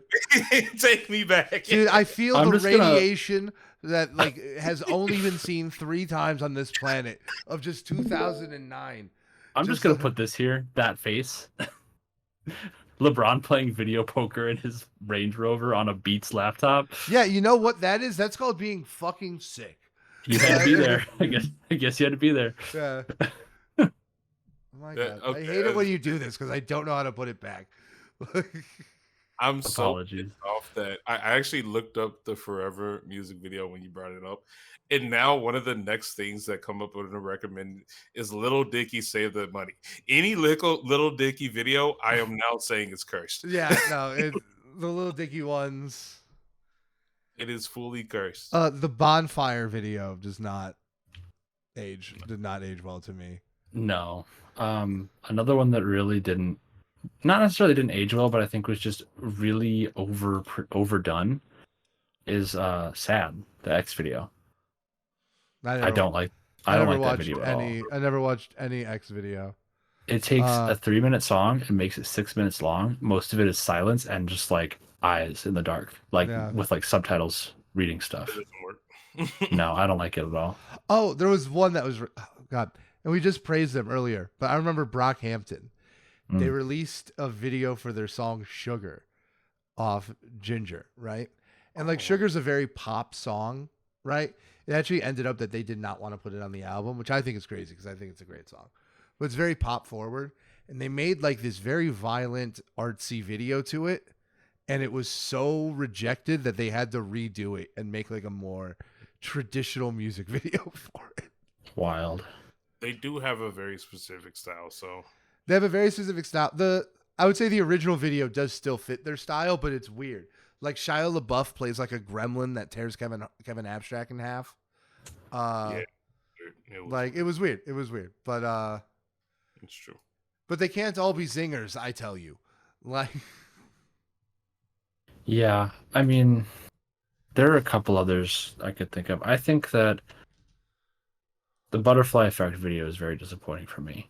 Yeah, like that is probably my favorite song of all time to this day. Like, been 5-6 years at this point, and the visual identity of the rest of the Astroworld videos is so strong. Like, we already talked about Sicko Mode, the original like stargazing preview. You've got Yosemite, and then like Wake Up, directed by Jonah Hill, which is like insane. Mm-hmm. And then just like the styling of the Astroworld of the Butterfly Effect video, it just doesn't match at all. It's like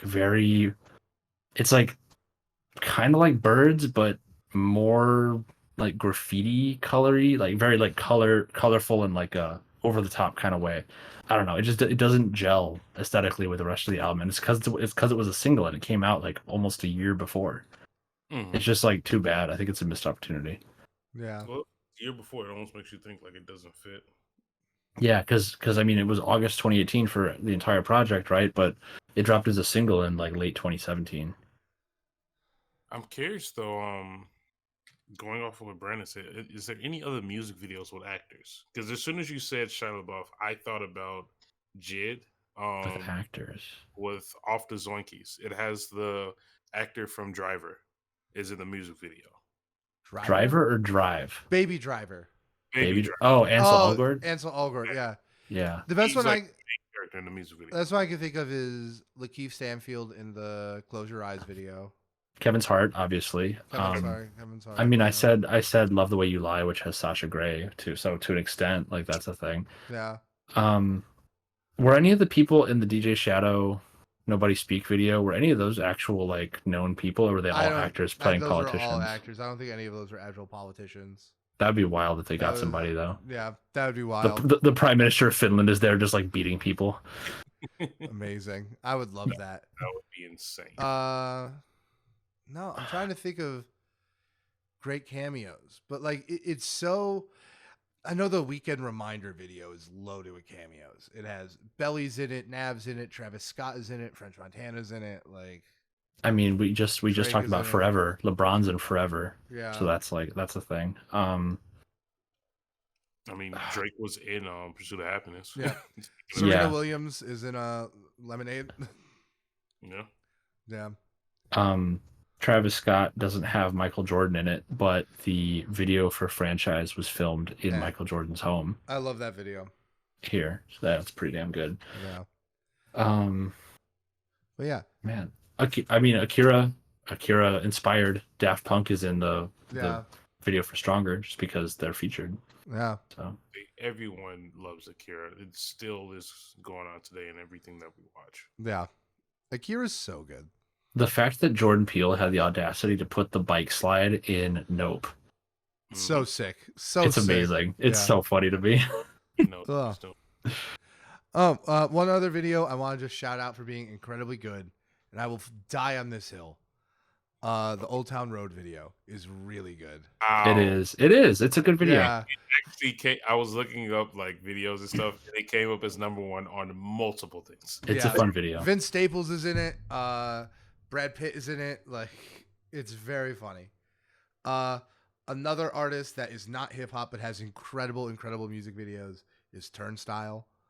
They just have absolutely bonkers, like, just aesthetically pure music videos. I have a hard time thinking of an artist that has like as strong and forward of an aesthetic. It reminds me of like mixtape era Weekend. Can I go on a tangent real quick about this? Go ahead. So, yes, Brandon, since we did our What Are We Listening To, Turnstile's been on my rotation. I cannot stop listening to Glow On. It is. It's really good. I was at my girl's place. We show each other music videos sometimes. And I played her the video for Holiday, where they're just like walking around the baseball stadium or whatever. And she heard the song, and she grew up listening to, as problematic or aged poorly as they are, like everything from MCR to like Black Veil Brides and Blood on the Dance Floor and like all this other like very scene. Yeah, I guess it's all scene, like all that stuff. Pop punky, early Fall Out Boy, like all that stuff. Ooh, I love early Fall Out Boy. And she listens to this song, and she goes, "For people who sing like this, they don't look like they sing like this." Yeah, no, I thought it was really funny because they look like very normcore, which is they look funny. very normcore, and then their music is just very in your face and fun. It's like punk, It's like so. This is what passes for like contemporary punk. You really got to tone it down aesthetically. Yeah, and then the Mystery video is awesome. It's just like a bunch of tracking shots, and the Underwater Boy video is just a nightmare. But yeah, that's what I got. I gotta ask, who is an artist? If you each had to pick one, who is an artist who you wish had more music videos? Ooh. Not necessarily better, just more in general. More. I have my pick for this easily. You go first. Pusha T. Yeah. Pusha T has so many standout songs and not enough just like ridiculous viral moments to go with them. Like the fact that we don't have a music video for Let the Smokers Shine the Coops is a problem. Yeah, I agree. That's a problem. They easily could do it. Yeah, or Dreaming of the Past. Like both of those are just like prolific. I mean, I think we got videos for like 2 of them off that project, I think, and that's it. Yeah. I think I'm definitely leaning towards, and I feel like it's such a boring answer, but it's the one I absolutely feel, and that's Childish Gambino. Yeah, like I agree. Yeah, like I because he's so good at it, right? And I feel like that's just like the double-edged sword of Atlanta, right? Yeah, it's like, a cheat. He actually makes real. He makes like TV shows, like but like the stuff off Because the Internet and Kauai was just so strong that like I really wish we would have gotten that throughout Awaken My Love and 3/15/2020, even though like that album's not great, but I think it has some tracks that are worthy of visuals. And I also think like that album is very much like a really excellent visual experience, kind of half-assly backed up into an album. And I think music videos would have gone a long way to just like, because like once again, I stand by the fact I don't think that it's a particularly bad album. It's just a very disappointing album. And I feel like music, like some music videos really could have made some bridges. Definitely. Just to back up my claim about Pusha T, I'm looking at it. If You Know You Know was the only official video from Daytona, which is sad. Because and then he had 2 off It's Almost Dry. Diet Coke as a single video when the single dropped, and then Call My Bluff, which is a great song, but there's so much more on there. Yeah. And what's annoying is he did Let the Smokers Shine the Coops on Kimmel live. And so this goes back to what I was saying, where it's like that is our equivalent of like a visual element for that song. Is like there's a recording of him performing it. That's like all we get. Yeah. Purvis, do you have any answers for this? Kind of tough. I couldn't think of someone for a very long time. Yeah, this is a hard answer. The only person that came to mind was Smino for me. Yeah, Smino's a really fair pick. Yeah, and his whole aura and demeanor and how he carries himself is full of swag. So like it would just naturally work in a music video You're concept. totally right. And I don't know. I'm looking right now. He has maybe 3 from his first album, maybe 2 from his second album, and even the most recent one. I think it's only one, right? Yeah, he had one official music video, and it's with J. Cole, so it just makes sense. It was the marketing thing. He has a second music video, which is an interesting concept, but it's just a loop of a scene over and over. And then he just dropped finally old ass Kendrick. So like he has maybe 10 music videos underneath his belt, and it's like, bro, half of your persona is your like appearance and swag and how you carry Yeah. yourself. Yeah, Yeah. no, I mean, you partner him with a great director and you get It's over. it's Yeah. over. It's over for the entire game. Yeah. One thing I will say I appreciate is when artists will do like recaps or post their tours because that's a visual component. Tyler the Creator posted his entire Lollapalooza set from 2021. I love Props. I love it when they do that. Lollapalooza posts a lot of their sets, and I think that's pretty Yeah. sick. Yeah. I definitely think that there should be an effort to like preserve live performances, right? Even if it's just one performance to be indicative of an entire tour, because like you'll never be able to recreate like the spontaneity of a live performance through a Yeah. recording. But I Yeah. think just for like prosperity's sake, I think it's good practice to have at least one excellent stream of the performance. Like, and I don't see why artists don't push for it because like they clearly put a lot of work into bringing that stuff to life. All right. So, do we want to wrap this up, get to recommendations? Yeah, I'm down. Who wants to go first? We covered a lot of videos. Jesus. We did. We did. I mean, I can open it up. Yeah, open That's it fine. up. Open it up. The first one I'm gonna do, I've talked about him throughout the actual podcast. I'm pretty sure there's a music video for this, but I'm gonna do Lil Wayne "Love Me." Absolutely That's a phenomenal classic. song. Yeah. It's just one of the best artists we've ever had in our generation. I want to say. I Love have Me to is agree. Dude, I fucking love Lil Wayne. I'm going through a big Lil Wayne phase right now. It just works. Yeah, dude. I'm pretty sure I saved this because somebody out my window was blasting this shit, and it Yeah. was Drake and Future on the song, and it's just like, okay, this works. It just works. Yeah. All right. All right. I'll do my next. My first one. New Christopher Nolan movie came out. I got served this the day after when I was driving in my car, and it's Rage by Vic Mensa, which is an interpolation of a poem that is in Interstellar. Mm-hmm. And yet somehow like it is just a incredibly like addictive, engrossing song. It is very poetic. It's very like grand, but it is just one of my favorite songs. So, and Vic Mensa also another artist who has excellent music videos. Yes. Yeah, they could not recommend more. Rage. Hey. Jasper.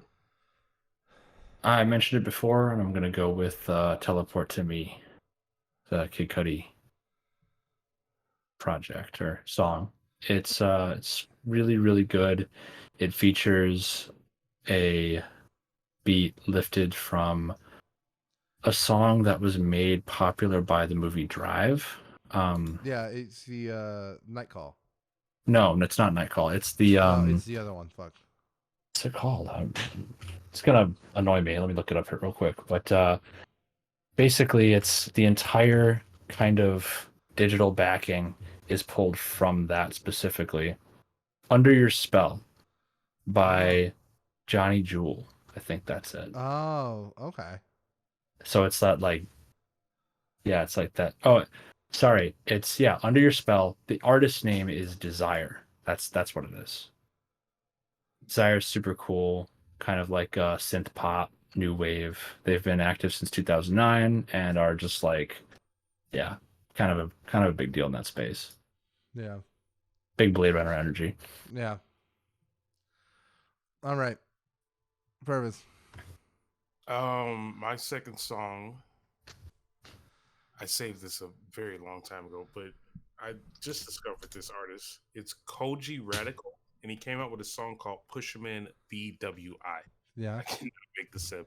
It is a phenomenal song. It is the only other song that I found that I genuinely like that has like the term Pusherman in it, and I absolutely want to recommend the song. It is Oh my god, that's amazing. So I definitely want to put other people on the song. I love it.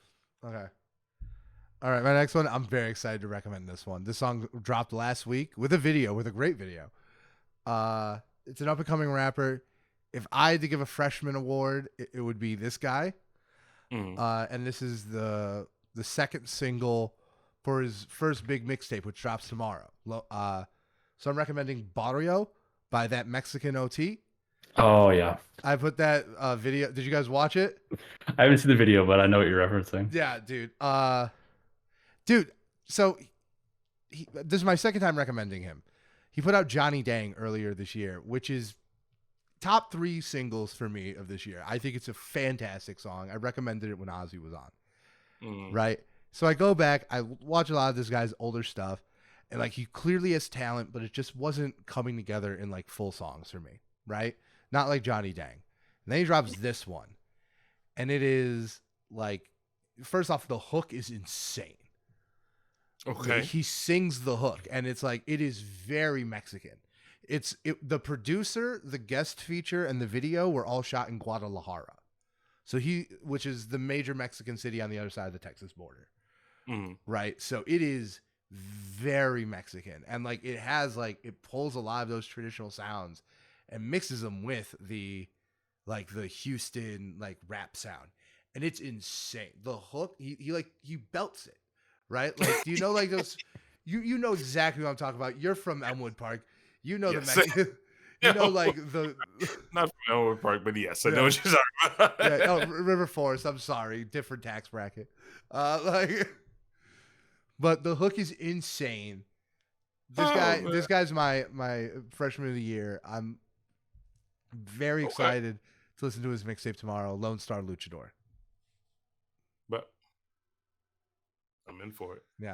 All right. You guys are going to hate me for this, but I have to do it because it's been stuck in my head for like 2 weeks. Here we go. I'm doing Hands Up by Jaleel. Jesus Christ. Okay. I'll take Hands Up by Jaleel. I love dude. Jaleel is an official it's unpaid so nobodies.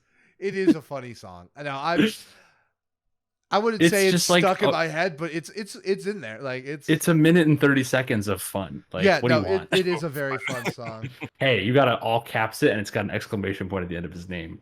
Fair enough. And it's funny. I'm looking through his bio right now, and his inspirations are Kid Cudi, 50 Cent, and DMX, which are like not things I would take away from listening to him. No, it's a combination. Yeah. Yeah. We didn't talk about the In the Club video. Yeah, I was going to. It's impossible to like. This is a subject we'll be returning to every year and a half. Like this is, this was just something I thought that is just so permanent that we would be easily able to like pull a pretty good podcast out of our ass with it. And what would you guess? Yeah, I love how just at the beginning of that video, 50 Cent's like preparing to tour in Australia. I hate you. I'm going to end the podcast.